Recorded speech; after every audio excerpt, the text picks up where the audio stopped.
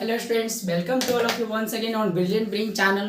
I am Manish Abhinav Gupta and I teach mathematics on Brilliant Brains. हम लोग Brilliant Brains पर पाई batch के अंतर्गत क्लास 10th के मैथमेटिक्स सिलेबस को डील कर रहे थे, जिसमें हम लोग क्लास 10th का पॉलिनोमियल सेकेंड चैप्टर पॉलिनोमियल को ऑन किया था। पॉलिनोमियल के अभी तक टोटल 5 सेशन हो चुके हैं, जिसमें हमने कोर कॉन्सेप्ट को डील किया है। जितने भी पॉलिनोमियल के कोर कॉन्सेप्ट हो सकते हैं, इंपॉर्टेंट कॉन्सेप्ट, सभी कॉन्सेप्ट को मैंने अच्छे वे में डील किया है। आई होप आप लोग सभी कॉन्सेप्ट, सभी सेशन को आप अच्छे से कवर किए होंगे, पढ़ाई किए होंगे। और अगर अभी तक नहीं किए तो वो 5 सेशन जरूर देखिएगा। बहुत मज़ेदार कॉन्सेप्ट मैंने डील किया, बहुत अच्छे वे में डील किया है, अच्छे तरीक़ा से आपको समझाने की कोशिश किया, पॉलिनोमियल के सभी कॉन्सेप्ट को समझाने की कोशिश किया। देखिए, जितने भी कॉन्सेप्ट थे पॉलिनोमियल के फर्स्ट चैप्टर को लेकर फर्स्ट एक्सरसाइज को लेकर मैंने अभी तक सारे डील कर चुके हैं।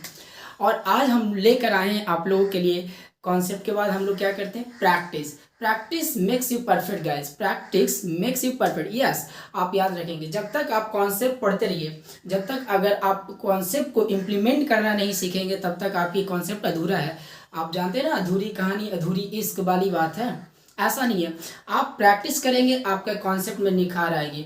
तो आज हम आप लोग के लिए लेके आए बेहतरीन कॉन्सेप्ट के बाद ज़बरदस्त प्रैक्टिस सेशन।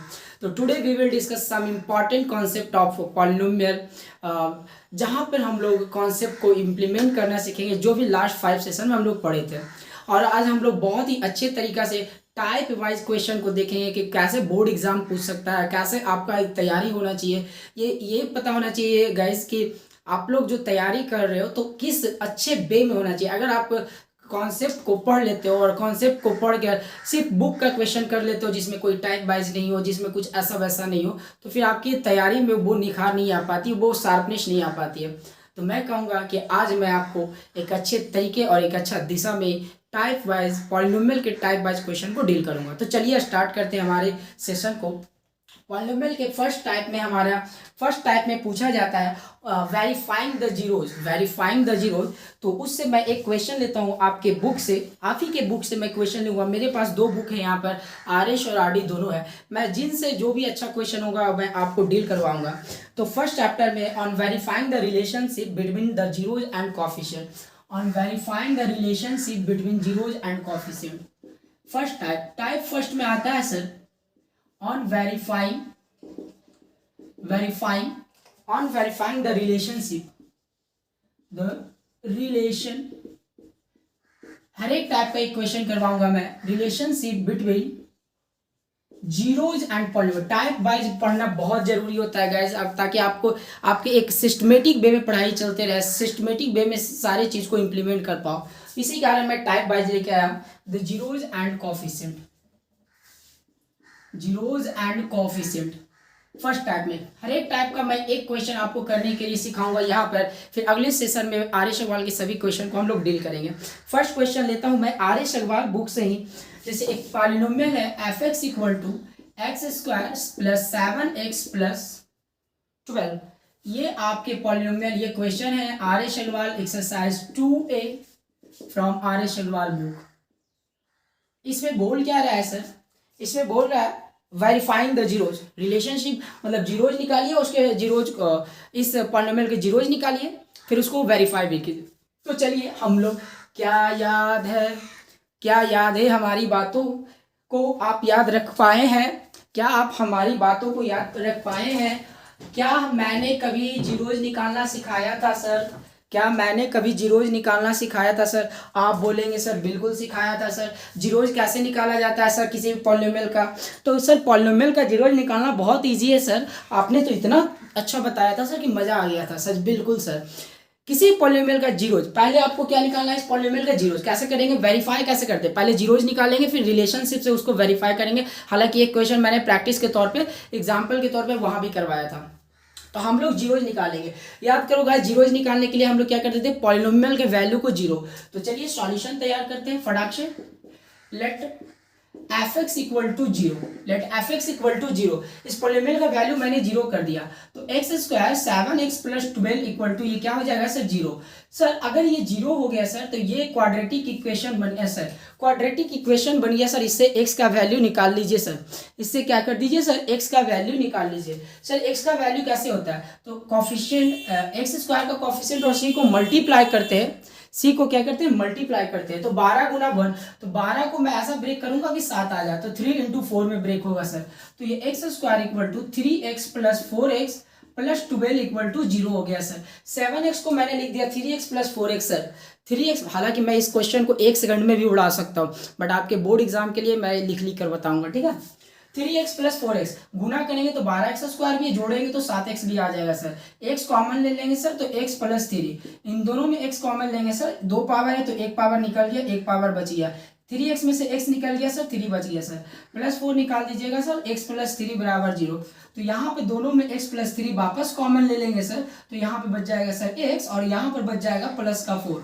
अब देखिए दो फैक्टर आ गए सर, एक आ गया x प्लस 3 और एक आ गया, यहाँ पे मैं लिख देता हूँ, जगह की कमी है, यहाँ पे मैं लिख देता हूँ, एक फैक्टर का वैल्यू, दोनों फैक्टर का वैल्यू 0 के बराबर करेंगे सर, तो एक फैक्टर आ जाएगा x प्लस 3 और एक फैक्टर आ गया x प्लस 4, तो x इक्वल टू यहाँ से वैल्यू निकालेंगे -3 और x इक्वल टू यहाँ से वैल्यू निकालेंगे -4, तो x का 2 वैल्यू आया सर, x का 2 वैल्यू आया सर, और सर x के वैल्यू को ही क्यों, ध्यान समझिएगा, ये एक x का ऐसा वैल्यू है जहाँ पे पॉलिनोमियल का वैल्यू जीरो हो जाएगा, मतलब कि x बराबर इस पॉलिनोमियल में -3 रखिएगा तो इस पूरे पॉलिनोमियल का वैल्यू जीरो हो गया, क्योंकि ये जीरोज है, -4 भी एक जीरोज है, और आपको याद है ना जीरोज को क्या चीज से डिनोट करता था, अल्फा और बीटा से, क्वाड्रेटिक इक्वेशन के जीरोज को क्या चीज से डिनोट करता था, अल्फा और beta, it means alpha equal to -3 और बीटा इक्वल टू मैं मान लिया -4। अब मैं वेरीफाई करता हूँ, देखिए क्वेश्चन बनाने का तरीका क्या होना चाहिए, यहाँ पे मैं लिखूंगा वेरीफाई, क्वेश्चन बोर्ड एग्जामिनर को ना खुश कर दो, ऐसा लिखो एकदम सिस्टमेटिक वे में करो। वेरीफाई कैसे करेंगे सर, ऐसे लिखेंगे पहले वेरीफाई, वेरीफाई लिख के क्या करेंगे, हमको पता है, ऐसे लिखेंगे बी नो दैट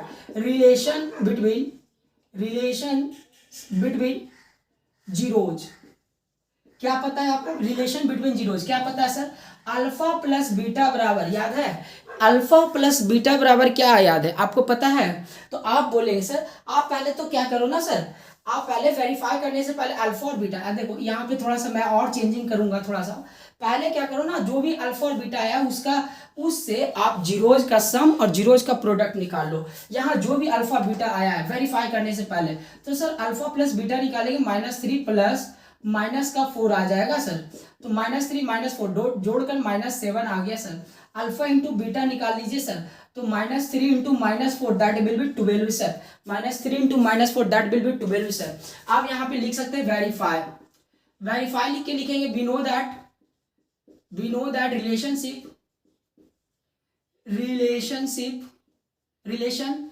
रिलेशंस बोल सकते हैं बिटवीन जीरोज एंड कोएफिशिएंट, जैसे ये होता है कोएफिशिएंट होता है, कहीं एक दो जगह मैं गलत लिख दूं, ई नहीं लिखा हूं, आप सुधार लेंगे, जीरोज एंड कोएफिशिएंट क्या होता है sir, that is alpha plus beta बराबर होता है सर -b बट्टा a, -b किसे कहते थे सर, कोएफिशिएंट ऑफ x बोलते थे सर, और a किसे कहते थे sir, coefficient of x square बोलते थे, याद है ना, ये मैं शॉर्ट में लिख दिया कोएफिशिएंट, हालांकि ये लिखने की जरूरत नहीं है आपको, b का वैल्यू आपको ऑलरेडी पता होना चाहिए, तो b क्या होता है सर, x का कोएफिशिएंट क्या है सर, याद रखेंगे ये पॉलिनोमियल b के वैल्यू निकालने से पहले आपका पॉलिनोमियल जनरल फॉर्म में होना जरूरी है, तो ये ऑलरेडी जनरल फॉर्म है, x square plus bx plus c के फॉर्म में, तो इसी कारण b का वैल्यू मैं लिख दूंगा यह b इक्वल टू 7 है और a इक्वल टू 1 है, तो अल्फा प्लस बीटा आ गया सर -7 बटा 1, और तो ये बोल सकते हैं -7, यहाँ भी अल्फा प्लस बीटा का वैल्यू -7, यहाँ भी -7 आया, तो आप बोल सकते हैं इट्स वेरीफाइड। अच्छा, वेरीफाइड करने से पहले अल्फा इंटू बीटा का भी वैल्यू निकालना था, तो अल्फा इंटू बीटा क्या होता है सर, अल्फा इंटू बीटा होता है सर c/a, सर c का वैल्यू क्या है सर 12 है, a का वैल्यू क्या है सर 1 है, तो ये आ गया सर 12, ये दोनों चीज वेरीफाइड हो गया सर। आपका जब क्वेश्चन आया 3 नंबर में आएगा, आपको इसी प्रकार डील करना है सर, देखिए नीचे शायद नहीं दिख रहा होगा आपको, इसी प्रकार डील करना है सर क्वेश्चन को, ठीक है सर। चलिए बहुत अच्छे, ये फर्स्ट टाइप क्वेश्चन आ गया सर। इसमें एक ही प्रकार का मैं बताऊंगा, इसमें बहुत इजी होता है सर, आप खुद कर लेंगे, ठीक है। चलिए मैं आगे बढ़ता हूँ, सेकेंड टाइप में आता हूँ। वेरीफाई एंड रिलेशनशिप पे एक क्वेश्चन हो गया सर। सेकेंड टाइप क्या आएगा सर? वेरीफाइंग एंड रिलेशनशिप पे एक क्वेश्चन हो गया सर हमारा। चलिए सेकेंड टाइप, टाइप 2, 4 टाइप है सर, चारों टाइप को डील कर लेंगे।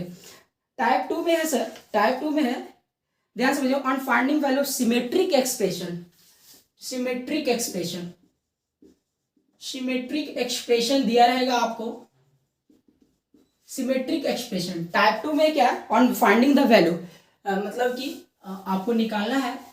टाइप 2 में हम बोल सकते हैं फाइंडिंग द वैल्यू, ये टाइप 2 जो है, on finding the value, finding the value of symmetric expression, symmetric expression, ठीक है सर। सिमेट्रिक एक्सप्रेशन क्या होता है सर, मैं बता देता हूं। सिमेट्रिक एक्सप्रेशन क्या होता है सर, मैं बता देता हूं आपको, मैं बता देता हूं एक सिमेट्रिक एक्सप्रेशन क्या है। ऐसा देखते हो कि x बटा वाई और इसी का रेसिप्रोकल y बटा x, ऐसे एक्सप्रेशन को इसी प्रकार के वैल्यू निकालना हो तो इसी को सिमेट्रिक एक्सप्रेशन बोलते हैं। ऐसा देखते हो 1 बटा x प्लस 1 बटा वाई और यहीं पे लिखा होता है 1 इंटू एक्स प्लस वाई, ऐसा क्वेश्चन आ जाए तो इसी में जीरोज में पूछ देता है, जीरोज वाला सेक्शन में। जैसे कि 1 प्लस अल्फा बटा 1 प्लस बीटा का वैल्यू पूछ दिया जाए, अल्फा बटा बीटा प्लस बीटा बटा अल्फा का वैल्यू, ये सब सिमेट्रिक एक्सप्रेशन में होते हैं गाइस। ये सब क्या होता है? Symmetric expression. तो याद रखेंगे, पहले तो मैं टिप्स बताऊंगा ऐसे क्वेश्चन सॉल्व करने का। टिप्स क्या? कुछ फार्मूला, अलजेब्रिक आइडेंटिटी आपको याद रखने पड़ेंगे। अलजेब्राइक आइडेंटिटी क्या होता है, इसमें यूज होते हैं आइडेंटिटीज। क्या क्या यूज करेंगे सर? ए स्क्वायर प्लस बी स्क्वायर का वैल्यू आपको याद रखना पड़ेगा। ए प्लस बी का होल स्क्वायर होता है माइनस 2a भी होता है, ए माइनस बी का होल स्क्वायर भी होता है प्लस 2a भी, ये दो फार्मूला याद रखना पड़ेगा, ये याद ही कर लो। A cube plus B cube क्या होता है सर? ए प्लस बी होता है into A square plus A B plus sorry minus A B plus B square. A cube minus B cube का फॉर्मूला यूज होता है सर, ए माइनस बी होता है sir into A square plus A B. अगर आपको नहीं पता है, ये सब इंपॉर्टेंट फार्मूला होता है अलजेब्रिक आइडेंटिटी का, जो कि यूज होगा इस सिमेट्रिक एक्सप्रेशन में। यहाँ से बोर्ड एग्जाम में क्वेश्चन भी आते हैं। ओके गाइज, तो ये फार्मूला हो गया, एक ए स्क्वायर माइनस बी स्क्वायर का होता है, ए प्लस बी इंटू ए माइनस बी होता है, ठीक है। एक आपका यूज हो जाएगा ट्रिपल वाला में होगा, A plus B plus C का whole square, A square plus B square plus C square 2 into A B B C और सी ए होता है सर। इतने फार्मूला और भी यूज होंगे तो मैं बताऊंगा बीच बीच में, तो इतने होते हैं सर। बोलो समझ में आ गया? ये यूज करेंगे हम लोग सर। सर क्वेश्चन लेकर समझाइए तो समझ में आएगा। चलिए मैं एक क्वेश्चन लेकर समझाता हूँ, फिलहाल आपको ऐसे समझ में नहीं आएगा, आप नोट डाउन कर लेंगे क्या क्या यूज करने वाले हैं। एक क्वेश्चन लेकर समझाता हूँ, आपको दिया गया है, ये आर डी शर्मा बुक से क्वेश्चन है, आर डी शर्मा बुक से ये क्वेश्चन लिया गया है, ठीक है।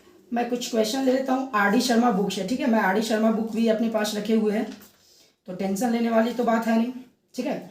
चलिए आर डी शर्मा का, आर डी शर्मा ये क्वेश्चन है और इसमें पूछा गया है,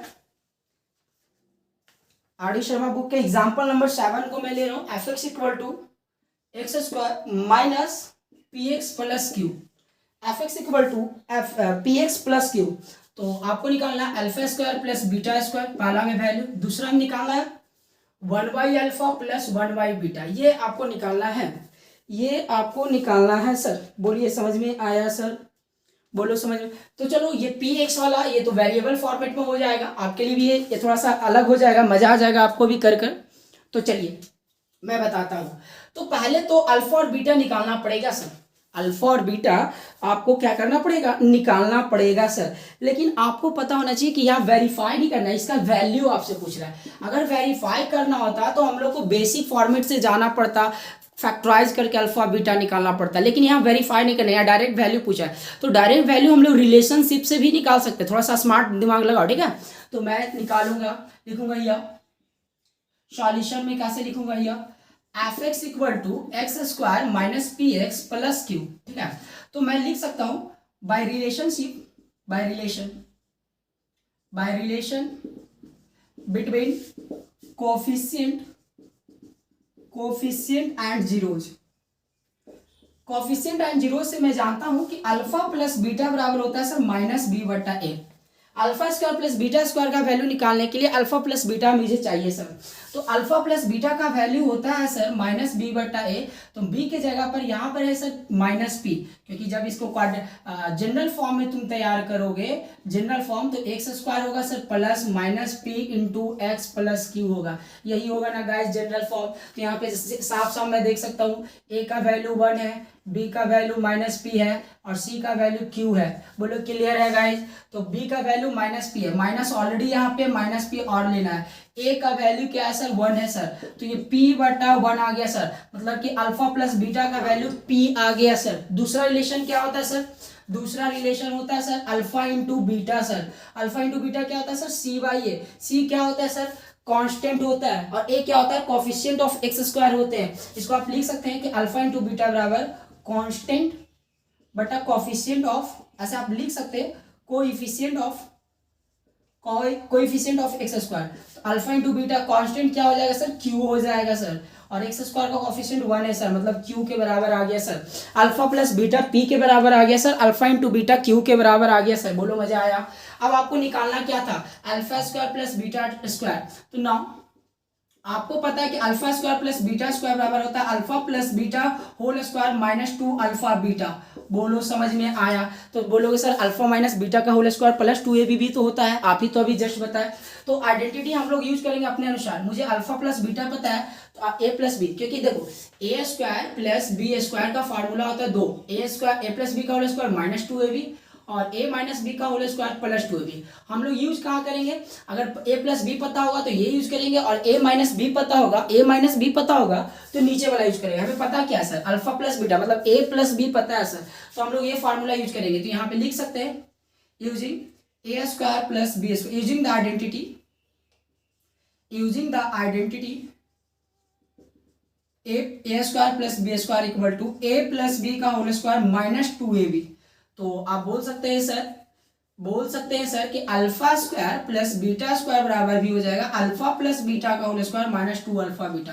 अल्फा प्लस बीटा निकाल चुके हैं सर, पी हो गया सर पी स्क्वायर, पी का हो जाएगा यहाँ पे रख देंगे sir P square minus 2 alpha, alpha beta का वैल्यू क्या आ गया सर क्यू हो गया। तो यही आ गया sir P square minus 2 Q. क्या हो गया sir P square minus 2 Q. बोलो सर समझ में आया सर, बोलो सर समझ में आया सर, क्या बोलो बच्चे। और इसके लिए ना ये पहला क्वेश्चन था। तो टाइप 2 पे अगर सिमेट्रिक क्वेश्चन आता है तो आप ऐसे ही सॉल्व करेंगे। सिमेट्रिक में आपको 2 प्रकार के स्क्वायर का वैल्यू और 1 बटा, अच्छा इसका भी वैल्यू तो निकालना है सर। इसको देख लो, मैं दूसरा का निकालता हूँ सर, मैं यही निकाल देता हूँ बगल में, ठीक है। सेकेंड वैल्यू क्या पूछा था, तो 1 by alpha plus 1 by beta. इसको अल्फा बीटा एलसीएम ले लो सर, तो अल्फा बीटा, अल्फा से अल्फा खत्म बीटा आ जाएगा सर, बीटा से बीटा खत्म अल्फा आ जाएगा सर। अल्फा प्लस बीटा का वैल्यू क्या आ गया सर पी आ गया सर, अल्फा इंटू बीटा का वैल्यू क्यू आ गया sir, answer P by Q आ गया सर। मजा आया सर। इट्स टू सिंपल ना guys, it's too simple, very simple. बोलो समझ में आया ना। चलिए बहुत अच्छे। टाइप 3 के हम लोग तरफ बढ़ते, ये आ जाएगा आपको एक का क्वेश्चन आज मैं ले रहा हूं, ठीक है। टाइप 3 की तरफ हम लोग बढ़ेंगे सर। टाइप 3 में हम लोग को निकालना होता है sir sum and product of its zeros. Sir एक चीज मुझे आप बताए नहीं थे, टाइप 3 ये लिख लो, इसका कॉन्सेप्ट भी मैं यहीं पे देता हूं। आपको निकालना होगा find a quadratic equation, find a quadratic equation, quadratic polynomial भी बोल सकते हैं, क्वाड्रेटिक पॉलिनोमियल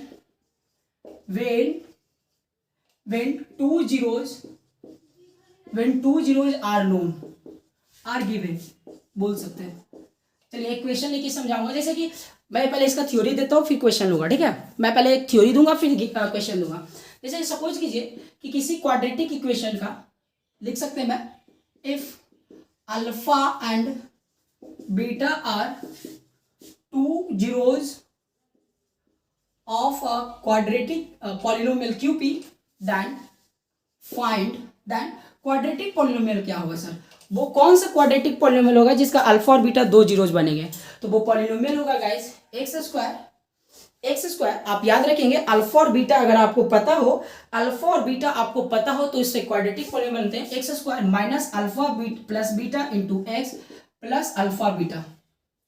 ये क्वाड्रेटिक पॉलिनोमियल आपका बनते हैं सर, ये आपका क्वाड्रेटिक पॉलिनोमियल बनते हैं सर। ये याद रहेगा सर। ये आया कहाँ से था? तो आप याद रखना जहां पे मैं प्रूफ किया था उसका लास्ट लाइन हमारा ऐसा आया था, याद करो हमारा ऐसा आया था के एक्स स्क्वायर माइनस के अल्फा प्लस बीटा आया था, लास्ट लाइन याद रखना, और प्लस के अल्फा बीटा आया। तो यहाँ से के कॉमन ले लिया गया है, तो यही चीज यहाँ से प्रूफ भी हो जाता है कि एक्स था यहाँ पे एक्स प्लस अल्फा बीटा, के कॉमन लेने के बाद के कॉमन लेके उड़ा दिया गया था, ये यहाँ से आया। तो ये ऑलरेडी हम लोग प्रूफ कर चुके हैं, तो इसमें कुछ ज़्यादा हम बोलेंगे भी नहीं, ये ऑलरेडी हम लोग को प्रूफ हो चुका है।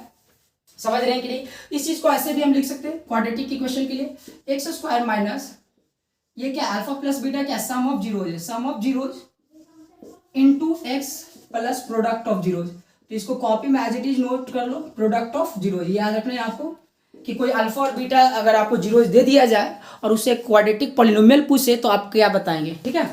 तो याद कर लेंगे। अब इस पे एक क्वेश्चन करते हैं, हम इस पे एक क्वेश्चन करेंगे गाइस, इस पे एक क्वेश्चन करेंगे जैसे कि दे रखा है ये इसका क्वेश्चन है कि किसी क्वाड्रेटिक पॉलिनोमियल का एक 1/4 है। मैं आपके बुक से ही क्वेश्चन लेता हूं, फाइंड द, ये क्वेश्चन है। चलिए कुछ क्वेश्चन लेते हैं। आर एस अग्रवाल का 14 नंबर, आर एस अग्रवाल का एक्सरसाइज 2A का 14 नंबर है सर। दे रखा है सर क्वाड्रेटिक इक्वेशन का दो जीरोज दे रखा है, एक जीरोज क्या है 2/4 है, मैं देख रहा हूँ 2/3 है, एंड दूसरा जीरोज क्या है -1/4 है। तो उस क्वाड्रेटिक पॉलिनोमियल को फाइंड आउट करना है जिसका जीरोज ये है। सिंपल सी बात है सर। तो लिखेंगे सॉल्यूशन में क्या सर, जीरोज को क्या चीज से डिनोट करते हैं सर, अल्फा बीटा। तो लेट अल्फा इक्वल टू 2/3। देखिए लिखने का आर्टिक स्किल राइटिंग भी होना चाहिए, है कि नहीं, है कि नहीं? और बीटा इक्वल टू -1/4। और आपको तो पता है कि मुझे क्वाड्रेटिक पॉलिनोमियल निकालने के लिए product of zeros and sum of zeros चाहिए होगा। तो मैं निकाल लूंगा नाउ, यहीं पे पहले निकालूंगा alpha plus beta 2/3 plus -1/4, that will be 2/3 -1/4। तो 3 4 का एलसीएम 12, 3 चौक 12, 8 4 12 3। तो ये जोड़कर कितना आ गया सर 5/12 आ गया सर। अल्फा इंटू बीटा करेंगे सर, अल्फा इंटू बीटा करेंगे सर, तो 2/3 इंटू माइनस का 1/4, 2 जा कट गया सर, -1/6 आ गया sir.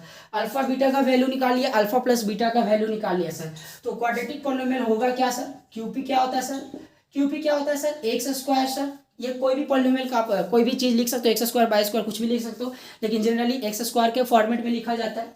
X square sir minus product sum of zeros into X plus product of zeros. यही होता है ना फॉर्मूला सर, यही होता है ना सर, अभी जस्ट आप पढ़ाए हैं सर। इस पे क्वेश्चन आता है गाइस। तो एक्स स्क्वायर इसको लिख सकते हैं alpha plus beta into X plus alpha beta.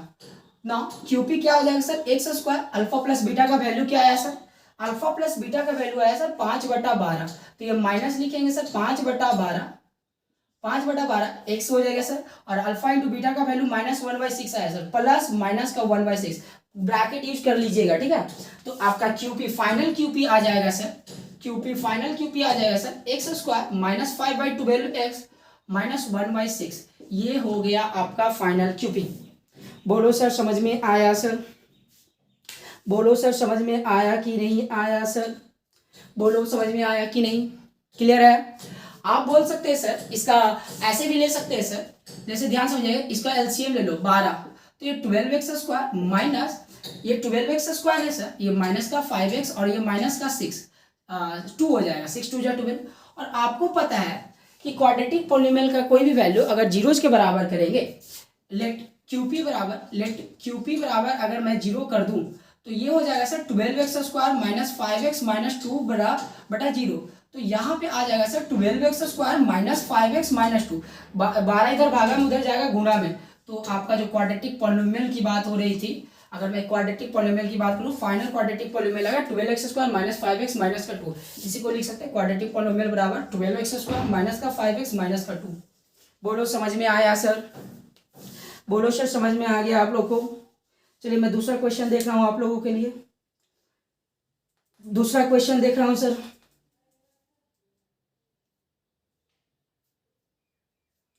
समझ में आ गया सर? बोलो क्लियर है? It's clear now. एक और क्वेश्चन लेता हूँ, बोलो समझ में आ गया? ये फाइनल आंसर हो गया सर आप लोगों के लिए। चलिए टाइप 3 भी कंप्लीट हो गया सर। इस पे क्वेश्चन आप जरूर करें। मैं अगले सेशन में आपका डॉट भी लूंगा। आप चैप्टर बनाइए।